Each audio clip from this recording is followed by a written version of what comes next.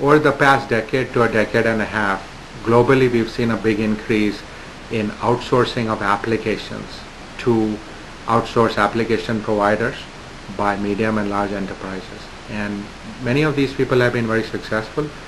Some have not been as successful as others. If you look at the projects that have been successful, you will find that they share some common characteristics. Same way, the projects that have not been successful also share some common threads. One of the threads you will find through the unsuccessful projects is that they have been challenged by managing requirements. When you outsource an application to a vendor to be developed offshore or onshore, you have to define requirements initially, and most people do that. But I think the challenge is in managing the evolution of the requirements as the application goes through the application development life cycle. And challenges with managing requirements unfortunately result often in the delivery of a system that does not meet the end user's requirements.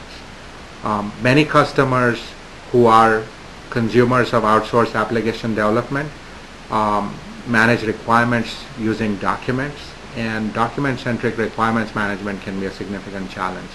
I think there are modern software engineering techniques and tools designed to make the requirements management and enablement of engineering of requirements through the life cycle much more seamless and easy, especially when there's an outsourcing element of distance between the organization that outsources the application and the organization that develops the application.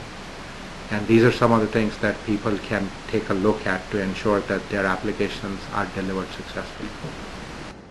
A service level agreement, as the phrase suggests, it's an agreement between two parties, a service provider and a service consumer, and it defines typically the minimum acceptable level of service that the consumer expects from the provider. It is also these days a legally binding agreement, so that it is enforced legally, or it is enforceable legally. And it defines the minimum acceptable level of service that the consumer is willing to accept from the provider.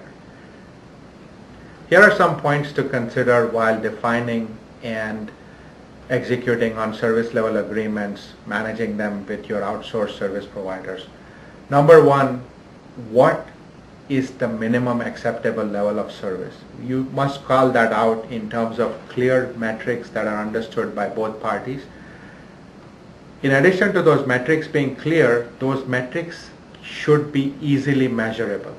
They should not be subjective, or they should not be open to interpretation. Metrics that are open to interpretation often lead to multiple perspectives, and they often lead to conflict and disagreements. So define clear-cut metrics, define metrics that are measurable so that both parties, the consumer and the provider, are very clear on what needs to be executed on. Second, while you are evaluating the vendors for your service outsourcing, please keep in mind that these vendors are often asked to jump through hoops. Some of these hoops, frankly, are unnecessary and add to the provider's cost, and eventually those costs get passed on to you. So you have to be careful about managing that, because point number 3, the relationship between the service consumer and the service provider is really a partnership. The provider is providing you with a business critical service that you as a consumer need to execute on your business objectives and your goals, and therefore to make sure that there's a win for everybody, the partnership needs to exist. And finally, adopting modern tools and techniques to manage business service levels is critical, and make sure that the relationship between the service provider and the service vendor is smooth and everybody's business objectives are met.